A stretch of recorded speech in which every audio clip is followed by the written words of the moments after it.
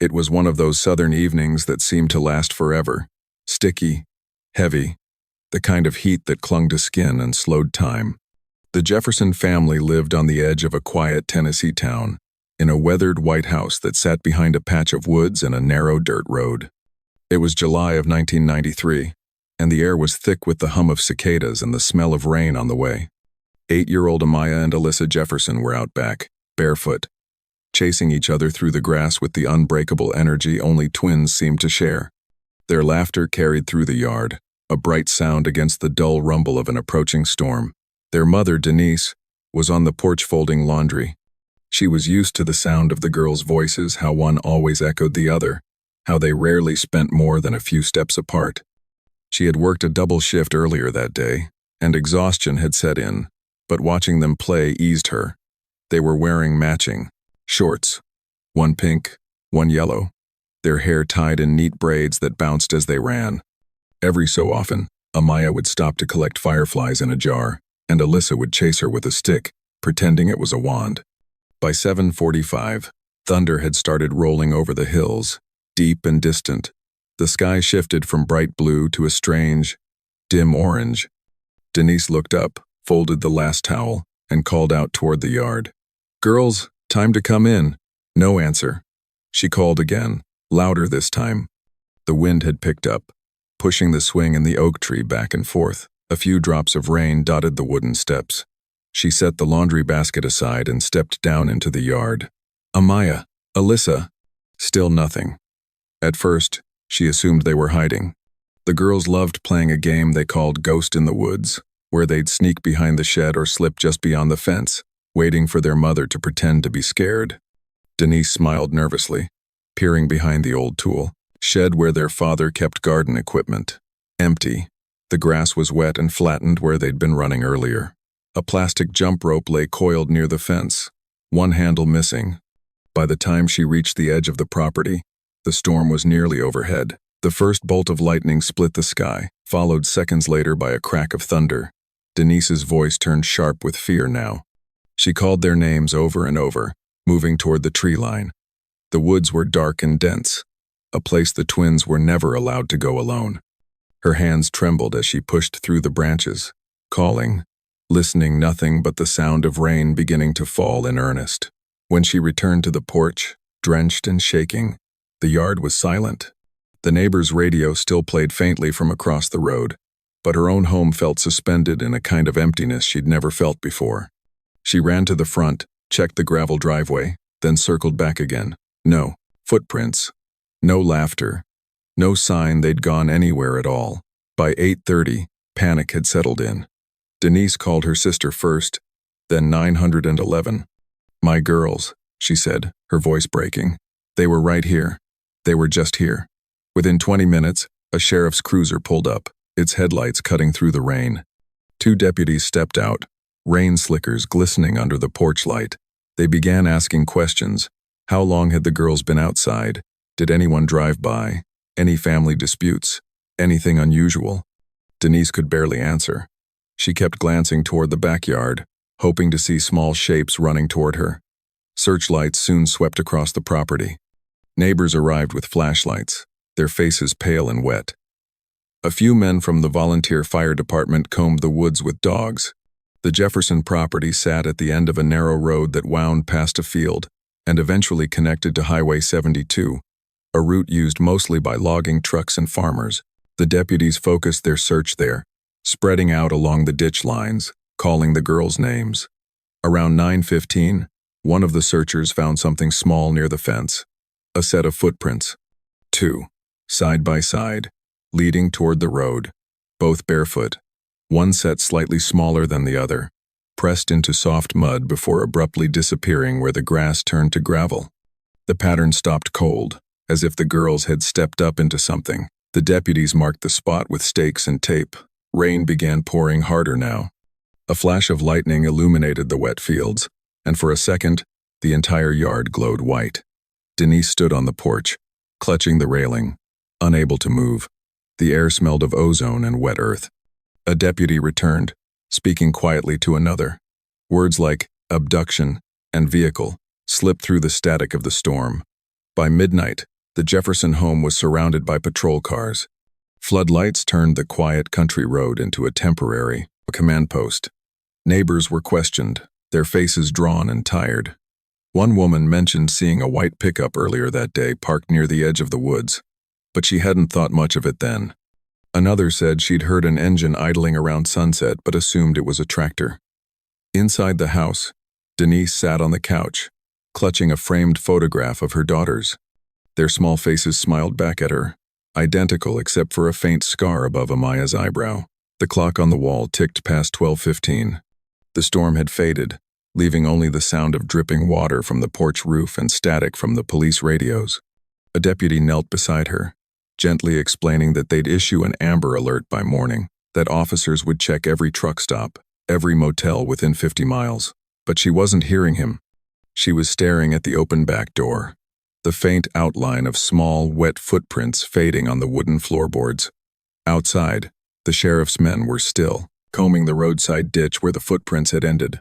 One of them shined a flashlight along the tire tracks in the mud, following them until they disappeared into the darkness beyond the bend. That was where the trail ended. 2 sets of tiny footprints, a storm, and silence. By the time dawn crept over the horizon, the Jeffersons' backyard was empty again, grass flattened by boots, police tape fluttering in the morning wind. Somewhere beyond that fence, the twins had vanished without a trace. And in the days to come, what started as a desperate search for 2 little girls would unravel into one of the most haunting disappearances Tennessee had ever seen. By sunrise the morning after the disappearance, the Jefferson home no longer felt like a home.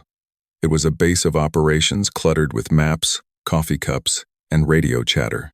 Deputies came and went, their muddy boots leaving marks on the linoleum floor.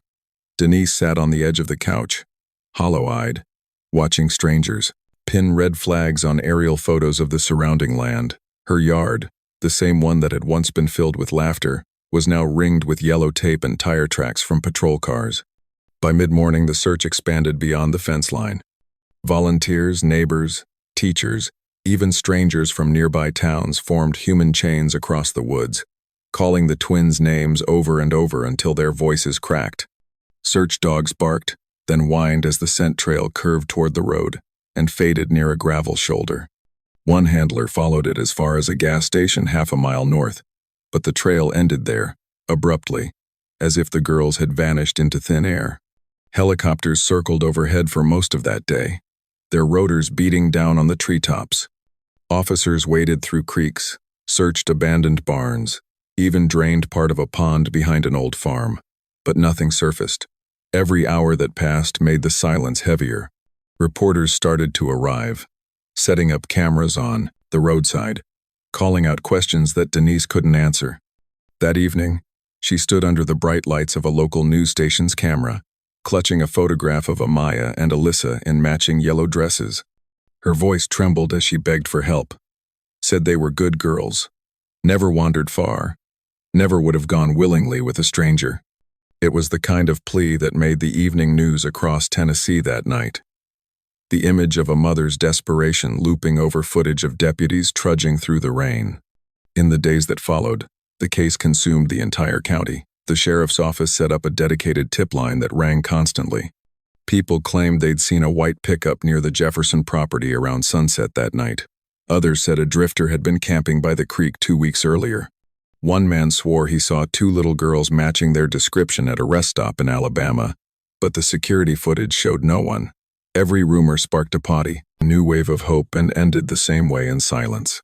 Detectives chased each lead, driving hundreds of miles to verify every sighting. They found a discarded shoe off the logging road north of town, but it was the wrong size. A family reported hearing crying near the river, but it turned out to be stray dogs. One woman came forward weeks later claiming she'd seen the twins at a traveling carnival, but after checking ticket stubs and surveillance, investigators realized she'd mixed up the date. By the second week, the story had drawn national attention. Network vans filled the roadside, their satellite dishes aimed at the sky. People from as far as Atlanta came to help with the search, but when days turned into weeks, and the search turned up nothing, attention began to fade. Denise kept their bedroom untouched. 2 small beds, 2 stuffed bears, a half-finished jigsaw puzzle on the carpet. Every night she sat on the edge of one bed, listening to the sound of distant crickets, waiting for the sound of small footsteps that never came. Her husband, Calvin, threw himself into the search, at first working with deputies, organizing volunteers, but by the end of August, something between them cracked. He stopped coming home most nights, sleeping in his truck or at a friend's place. The house, once full of noise and routine, fell into silence. Detectives rotated through the case in shifts. They mapped out vehicle routes, ran background checks on every registered sex offender within 50 miles, cross-referenced alibis. Forensic techs tested the footprints near the fence, the fibers from the girls' clothes, even tire tracks found in the mud, but nothing connected. Each report ended the same way, inconclusive.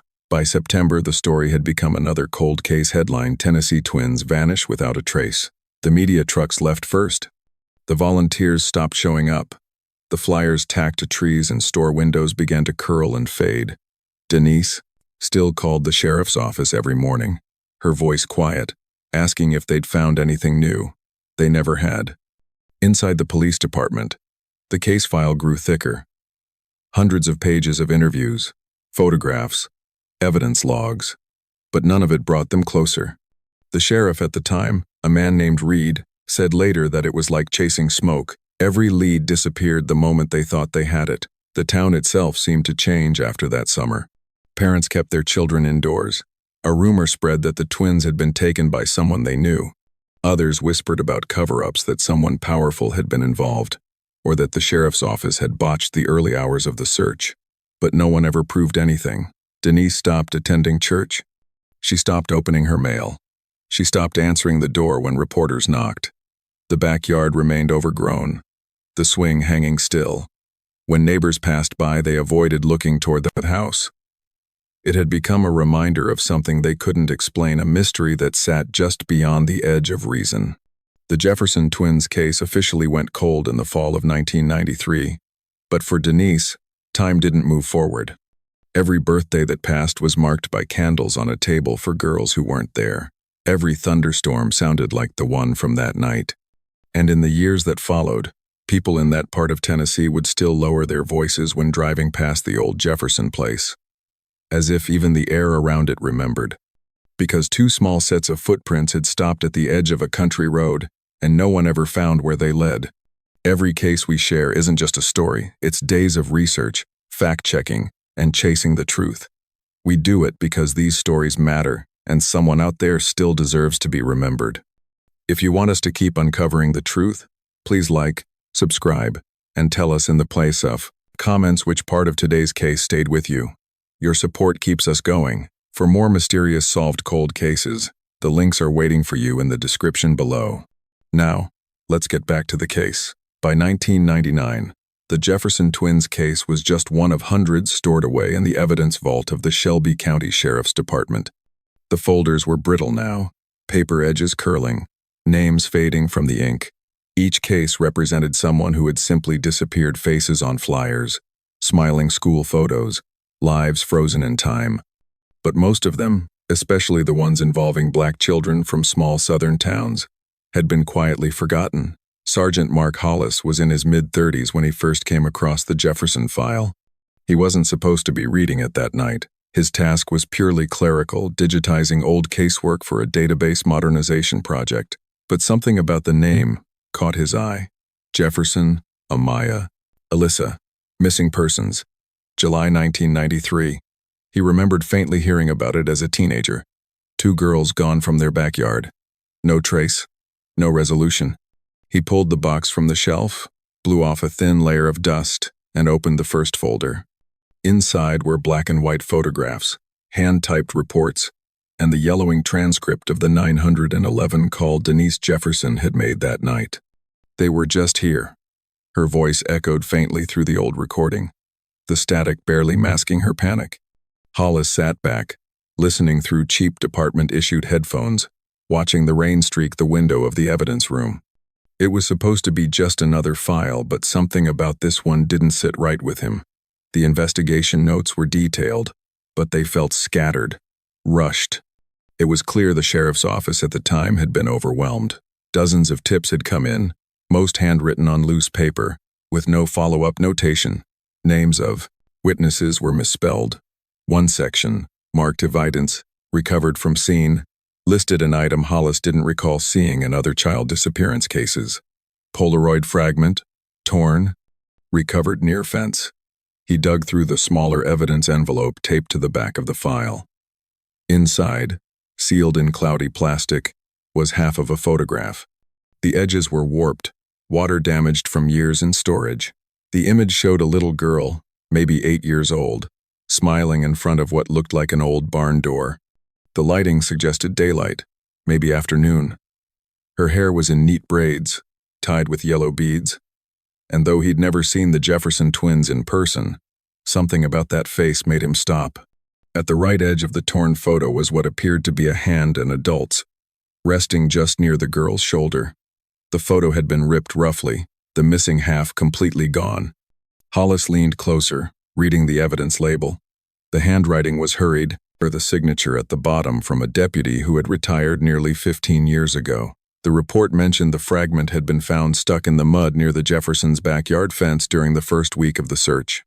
It was logged, bagged, and then apparently forgotten. There was no record of it being analyzed, no fingerprint test, no attempt to match the barn or location in the image. It was simply filed away. Over the next few weeks, Hollis began spending his evenings at the department long after everyone else had gone home. He pored over every interview transcript, every report. The deeper he read, the stranger it got. A neighbor named Carl Matthews had told investigators he was home the entire night of the disappearance, watching TV. But a later note from a patrol officer contradicted that his truck had been spotted leaving the property around 7:30 p.m., the same time the twins vanished. For reasons unexplained, Matthews was never re-interviewed. Then there was Ray, Bud Keller, a truck driver questioned early on. He'd been making deliveries through that area for years. His statement said he'd seen 2 small figures walking near the Jefferson property around dusk but thought they were with an adult. Keller's route logs from that day were never attached to the case. And now, decades later, he was deceased. Hollis began to notice a pattern. Every potential lead, every inconsistency was either dismissed too quickly or not followed up at all, and it bothered him. It reminded him of something his old training sergeant used to say: "People don't vanish. Files do." By the fall of 2012, Hollis had quietly reopened the Jefferson investigation under the department's cold case initiative. Officially, it was listed as file review, but unofficially, it became his obsession. He visited the Jefferson property, now overgrown and quiet, the house long since sold. The fence line was still there, though the shed had collapsed. Standing at the spot where the footprints once ended, he could almost imagine the chaos of that night. The flashlights, the shouting, the storm. He sent the Polaroid fragment to the State Forensic Lab for modern analysis.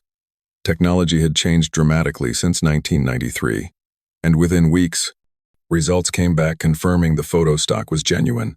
Polaroid film manufactured between 1992 and 1994.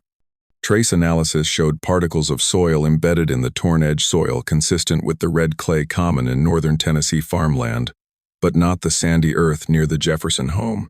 The photo hadn't been taken there. That discovery gnawed at Hollis.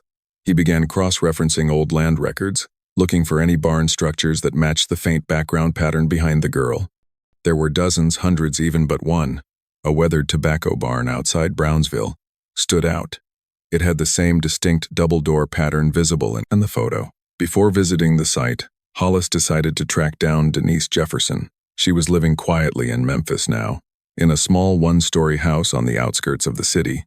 Time had etched itself deeply on her face, but her eyes were the same, sharp, weary, and unflinching.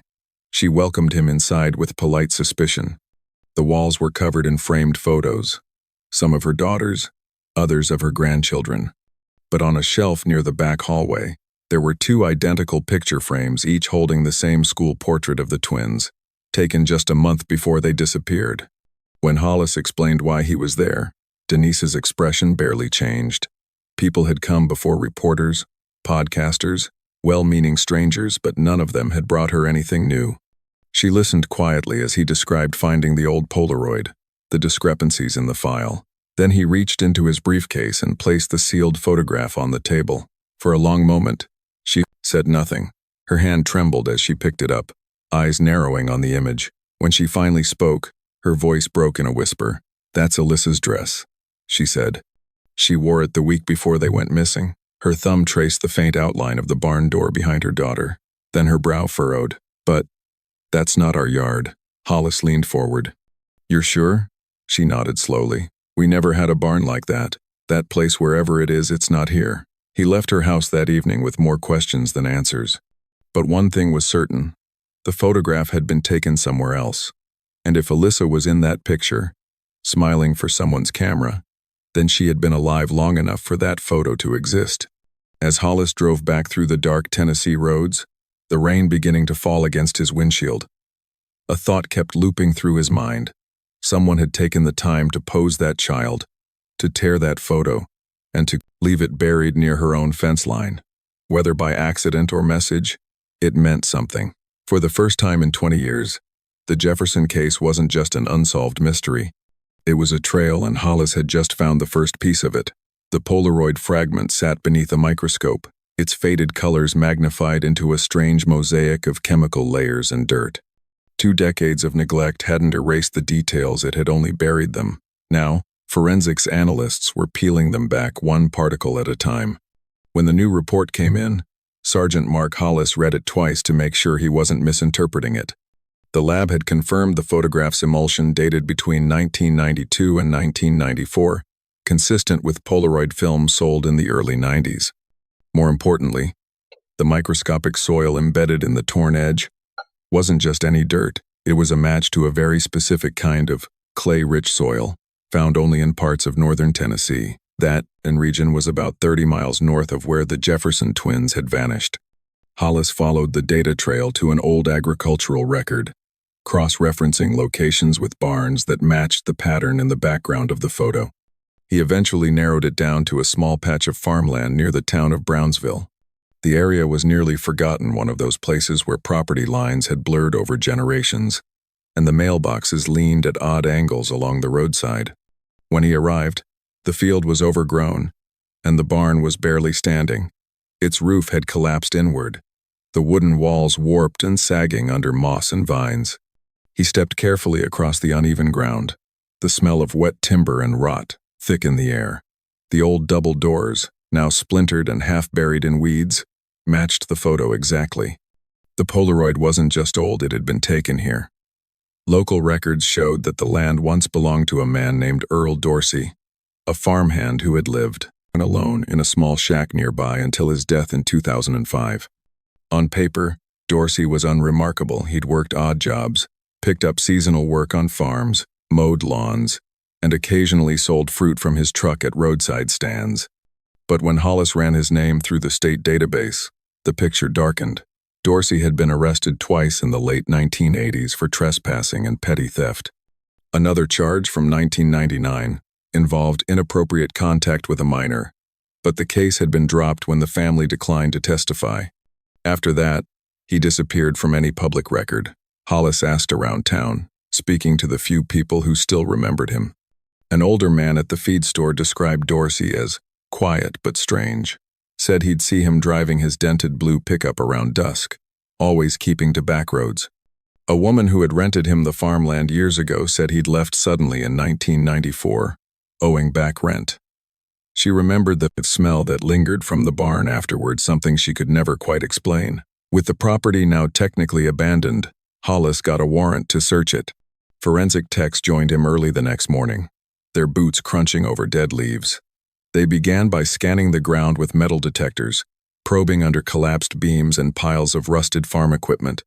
Inside the barn, sunlight filtered through the broken boards, illuminating bits of old rope, a rusted lantern, and something half buried near a floor beam, a glint of color that shouldn't have been there. One of the techs knelt down, brushing away the dirt. It was a small, plastic hair barrette, pink with a faded flower design. The clasp was rusted, but the shape was unmistakable, the kind a child might wear. Hollis felt a chill creep through him as the tech sealed it carefully into a collection bag. They kept digging, lifting floorboards, finding nothing else, no clothing, no remains, no other signs of the girls. But that single barrette felt like a whisper from the past, a fragment of a life long gone. Back at the lab, DNA testing confirmed what Hollis had already begun to suspect. The genetic material embedded in the barrette matched one of the Jefferson twins. It had survived more than 20 years underground, preserved by clay and chance. When he received the results, Hollis sat in silence for a long time before calling Denise. He'd told her not to get her hopes up, that this was still an active investigation. But even through the phone, he could hear her breath hitch. When he mentioned the name of the man tied to the property, she paused, her voice thin. "Earl Dorsey," she said slowly. "He used to come around, the man who brought peaches that summer." Hollis asked what she meant, and she explained that the summer the girls vanished.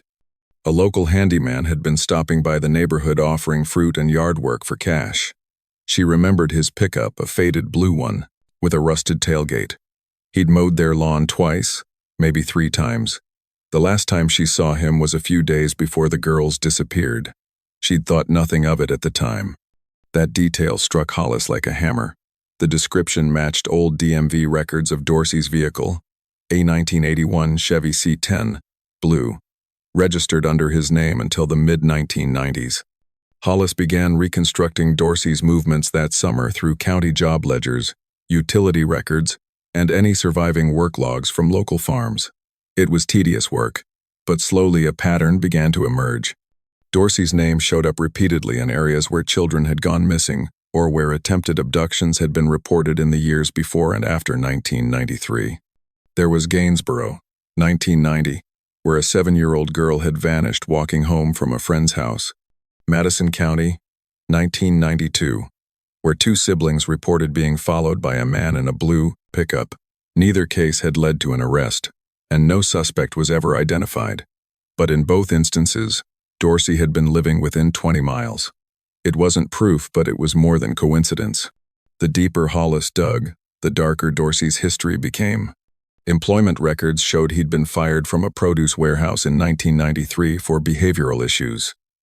A handwritten note from his supervisor mentioned complaints about him showing up unannounced at co-workers' homes. A search of archived newspapers revealed an article from 1994 about a drifter questioned in connection with a missing child near Brownsville, no charges filed. The description matched Dorsey down to the scar on his jawline. Hollis compiled the findings into a new case brief. It painted a disturbing picture. Dorsey had been in the Jeffersons' neighborhood at the time of the abduction. He had access to a vehicle. He owned property 30 miles north, where forensic evidence tied one of the twins. And he died 10 years later, leaving behind a rotted barn and the faint echo of something unspeakable. But the case still lacked closure. There were no bodies, no direct witnesses, no surviving family of Dorsey to question. Hollis stared at the faded Polaroid on his desk again. In it, the girl, Alyssa, he now knew was smiling faintly. Behind her, the barn door loomed. Someone else's hand rested near her shoulder. He couldn't tell if it was guiding or holding her. The torn edge concealed whatever or whoever was beside her. For the first time in 2 decades, the investigation had turned. The evidence no longer pointed to strangers or coincidences. It pointed to one man, an unremarkable farmhand whose name had slipped through the cracks of time. And yet, something about the photograph still felt wrong. The angle, the way the light hit her face, the tension in that small, nervous smile. Hollis couldn't shake the feeling that the missing half of that image held more than just another person. It held the truth. As he locked the photo away that night, he knew this wasn't the end. The barn had given up one piece of the past, but it wasn't finished talking. Somewhere in the dirt, beneath the weight of 20 years of silence, there were still answers waiting to be found.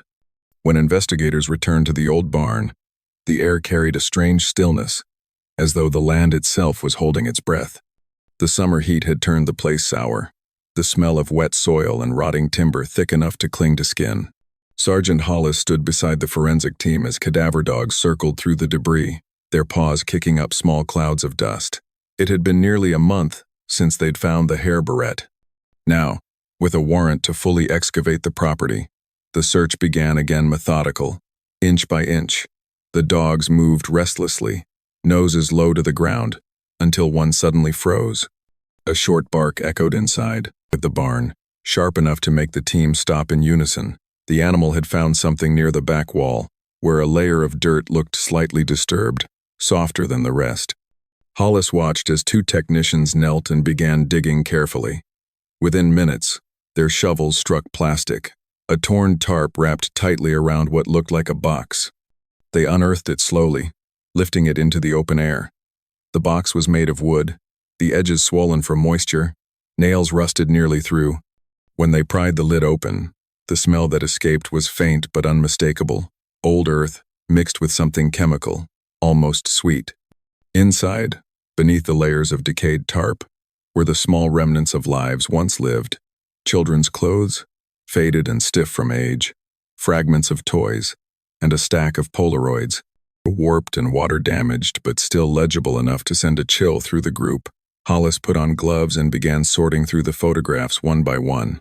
Most were being ruined, faces melted into streaks of white or eaten away by mold. But one stood out, almost perfectly preserved.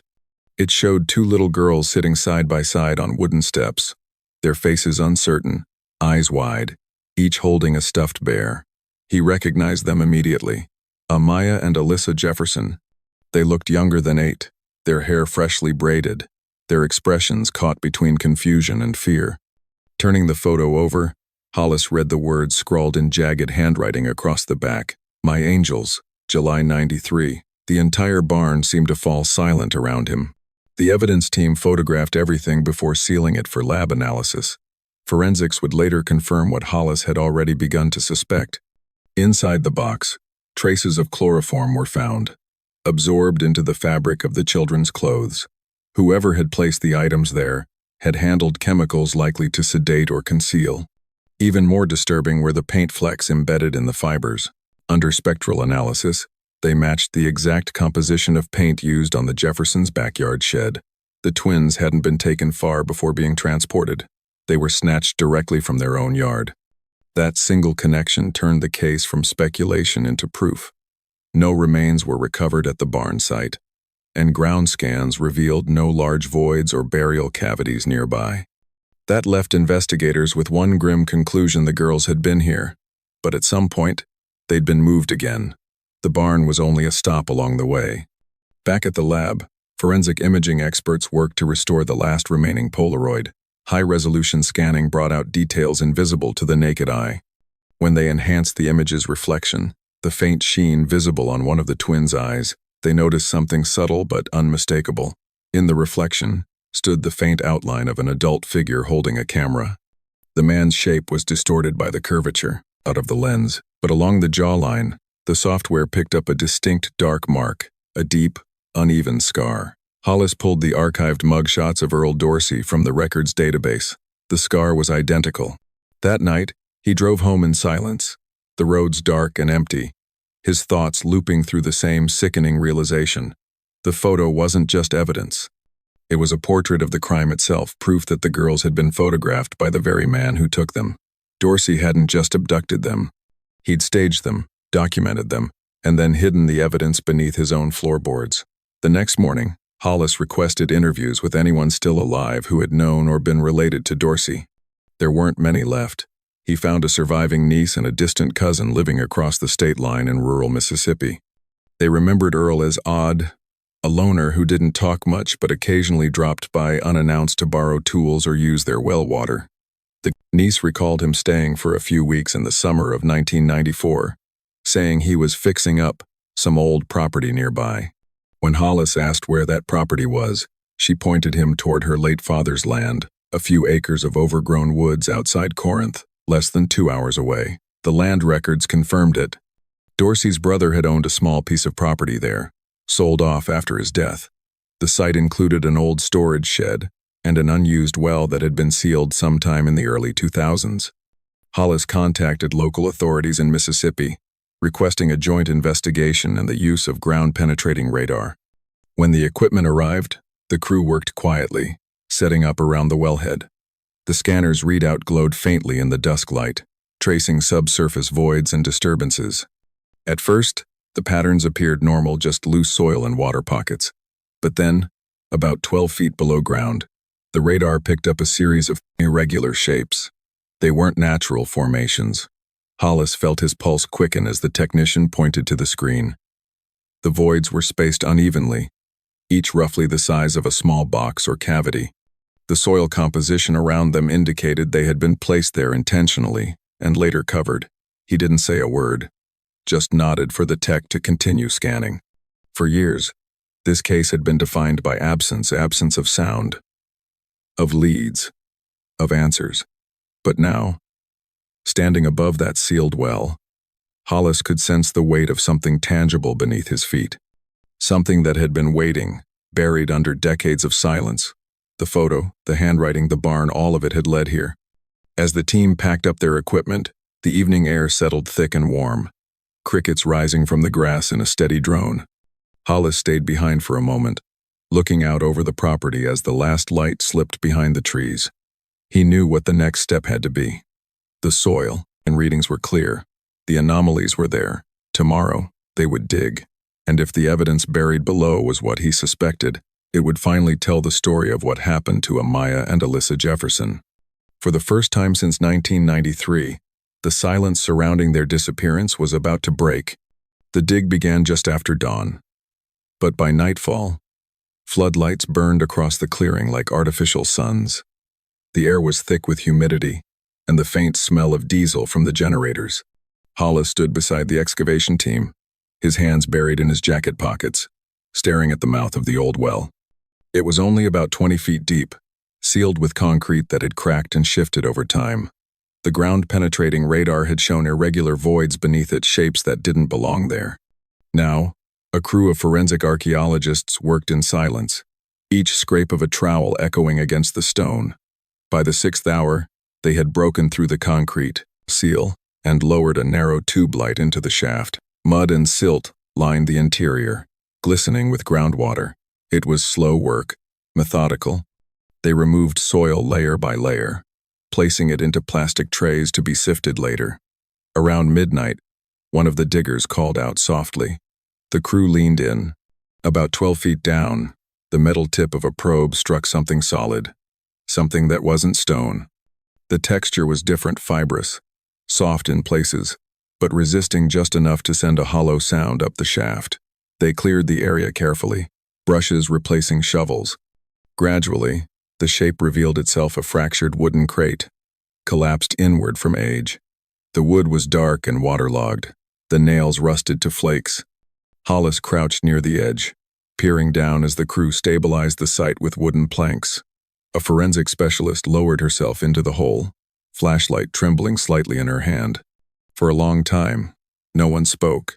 Then she whispered up, barely audible, "We've got remains." A hush fell over the site. Even the sound of the night insects seemed to fade. Piece by piece, the team lifted fragments from the crate and placed them into clean evidence bags, small bones, delicate and pale, their edges smoothed by years of groundwater and clay. There were 2 sets, positioned side by side, almost as if they had been placed with care. Time and pressure had fused them into the soil, but enough structure remained for anthropologists to know these were children. The work continued for hours, every fragment logged, photographed, preserved. Forensic techs handled each piece as if it were made of glass. When the final bones were lifted from the earth, the pit stood empty, silent again, its secret finally unearthed after 20 years. Back at the medical examiner's office, dental records confirmed what Hollis already knew in his gut. The remains belonged to Amaya and Alyssa Jefferson. The announcement came the next morning, breaking across every major network. The names that had once been printed on missing posters were now headlines. News anchors called it a haunting end to a Tennessee mystery. Others called it justice delayed. But for Hollis, it wasn't justice, it was closure, the quiet kind that feels more like a wound than a victory. Denise arrived at the site the following day. The excavation area was still cordoned off, the ground damp and uneven, littered with evidence markers and yellow tape. She held the torn photograph in her hands, framed now behind glass. Her fingers trembled against the edges as she stood near the well, staring into the dark pit where her daughters had been hidden for so long. She didn't speak. She didn't cry. She just stood there, lips pressed tightly together, her breathing shallow and uneven. Hollis stood a few feet away, giving her space. He had seen families react to tragedy in every way, imaginable: anger, disbelief, collapse. But there was something different about Denise. It was as though she had been living inside the silence for so long that grief no longer had a sound. When she finally spoke, her voice was steady but barely above a whisper. "They were right here, all this time." He nodded, but there was nothing to say. Later that evening, as the last of the media trucks pulled away, the two of them stood together overlooking the hills. The sun was low, turning the horizon into bands of orange and gold. In that light, the old well looked like any other scar in the earth. Quiet, unremarkable, almost peaceful. Hollis thought about how it had started a half-forgotten file, an overlooked Polaroid, a handful of notes that no one had ever taken seriously. A torn photograph had done what 2 decades of manpower and technology couldn't. It had led them to the truth. He remembered the day he'd first held it under the lab light, how insignificant it had seemed. Just half a picture, a child's smile frozen in time. But now, he understood it had always been the key. Every missing piece of evidence, every unanswered question, had been waiting to converge on this moment. In the weeks that followed, investigators pieced together what little they could about Earl Dorsey's final years. After 1994, he'd lived like a ghost, no steady work, no fixed address. His death in 2005 from a heart attack had closed his story long before anyone realized the truth. The remains at the well were all that was left to speak for him, and for the girls he had taken. For Denise, there was no sense of triumph. When the coroner's office released her daughter's remains, she arranged for a small burial back in their hometown. The service was private, just a handful of relatives, a local pastor, and Hollis standing quietly in the back. The sisters were laid to rest beneath a single headstone etched with their names, side by side, the same way they had lived, the same way they had been found. Months later, the well site was filled in, the land returned to its owner. The barn, already collapsing, was torn down. Nature reclaimed the space, weeds rising over the disturbed earth. But the story lingered on old case files, in news archives, in the memory of a mother who had waited too long for an ending. The final minutes of the documentary replayed the twins' home video grainy footage from 1992, before everything changed. They're sitting on the back porch, laughing, passing a shared ice pop back and forth as Denise records them from the steps. The sound of cicadas hums faintly in the background, and for a brief, fragile moment, it feels like the world is whole again. The screen fades slowly to black, and Denise's voice plays softly over the silence. "Now I can finally bring them home." And just like that, 20 years of unanswered questions fall quiet. The photograph, the barn, the well, all of it, returns to the silence from which it came. But this time, the silence isn't empty, it's full of truth.